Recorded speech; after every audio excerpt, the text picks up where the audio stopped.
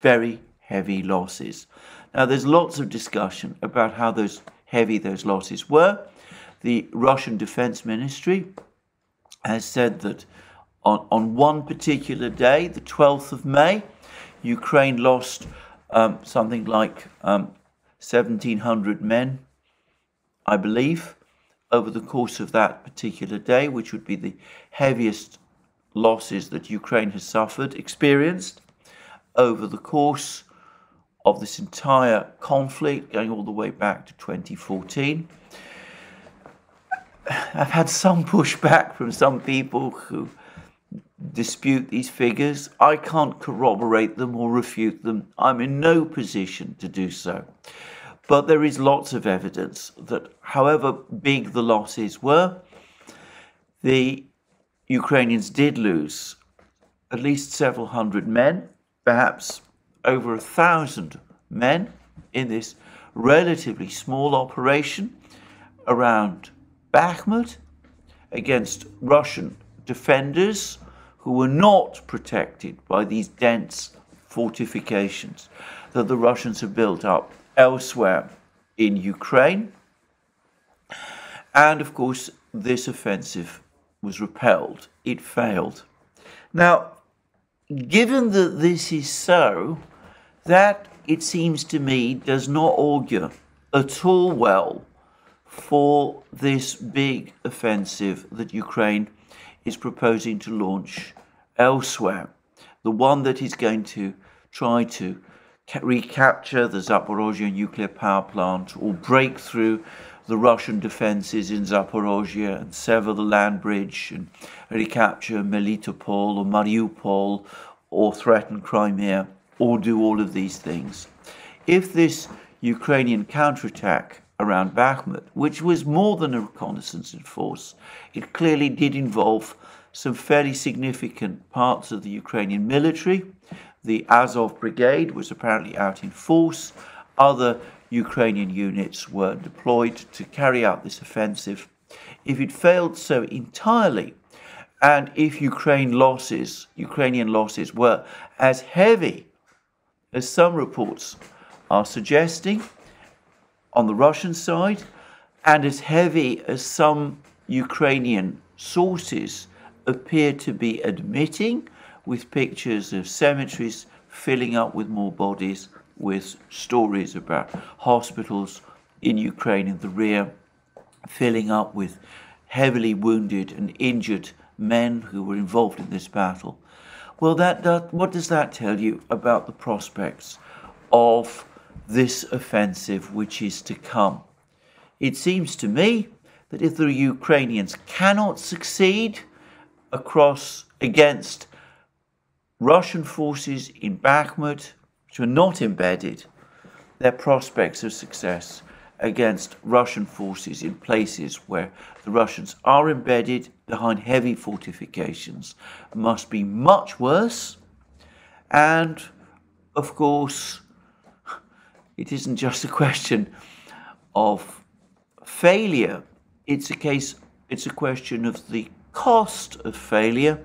If the cost of this attack around Bakhmut was so high, how much higher is the cost of any Ukrainian offensive in Zaporozhye region or elsewhere going to be? And that brings me again back to the raid in Belgorod, because whatever else it's going to do, it's going to result in more Ukrainian soldiers being killed.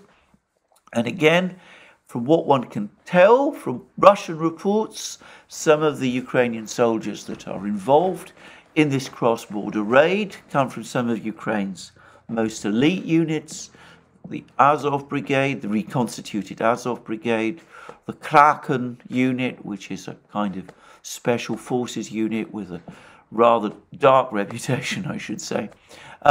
They've been committed to this attack. Many of these people are going to be killed. They're some of Ukraine's best and most motivated soldiers. And it seems that they're being thrown away in this operation, which seems to have a mainly visual impact. And that again brings me back to this long-standing issue that I've discussed many times about the entire purpose of this war. There's now been an admission from the Pentagon that the F-16s, when they are provided to Ukraine, are not going to make a fundamental difference to the outcome. It's not going to fundamentally change the equation. Frank Kendall, Secretary of the Air Force, said at a meeting of the Washington-based Defense Writers Group on Monday.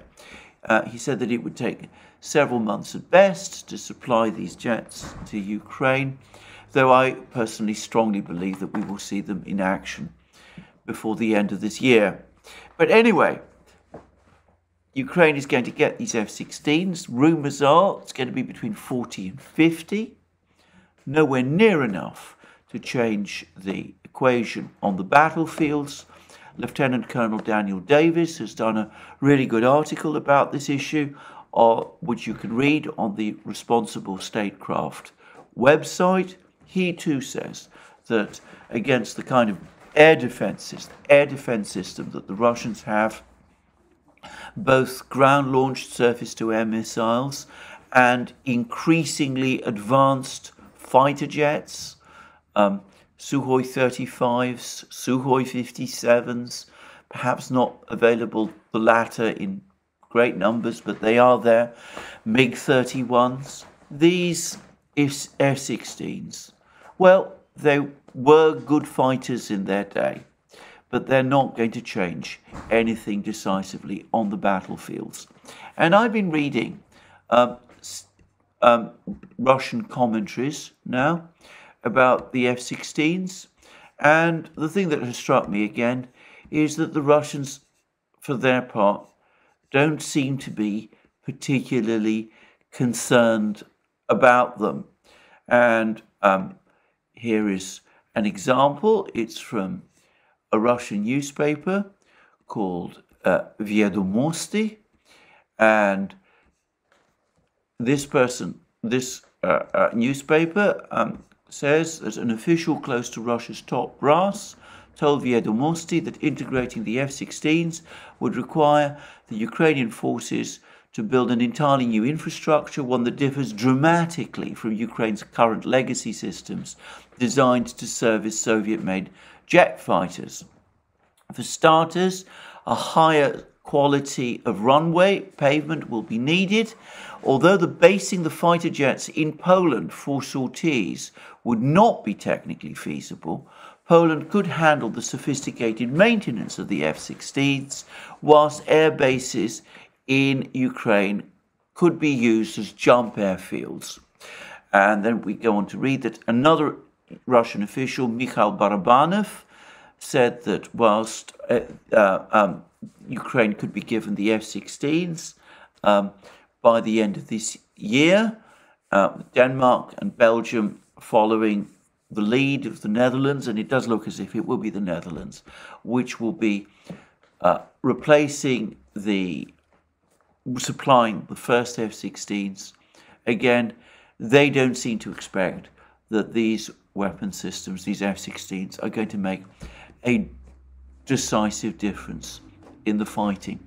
And the point that all of these people are making is that you can supply a Western fighter jet, but if your entire infrastructure, if your entire systems of control are based on Soviet models, then the F-16 is a bad fit.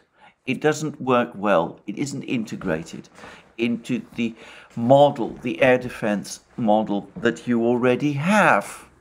And all of them, as I said, besides, seem confident that the Russian air defense system and the Russian fighter jets, the Sukhoi 35s and 57s and the MiG 31s, can cope with the F-16 quite adequately.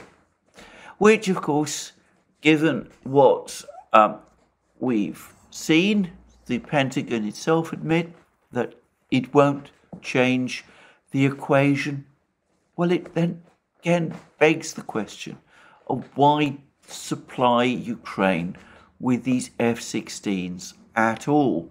It makes no military sense. As I said in my previous video, it could be intended as a signal to Moscow of Western resolve, but I'm increasingly starting to wonder whether it's also partly intended as a signal by the West to itself, of the West also wanting to insist that its resolve remains undiminished. And there's been a very interesting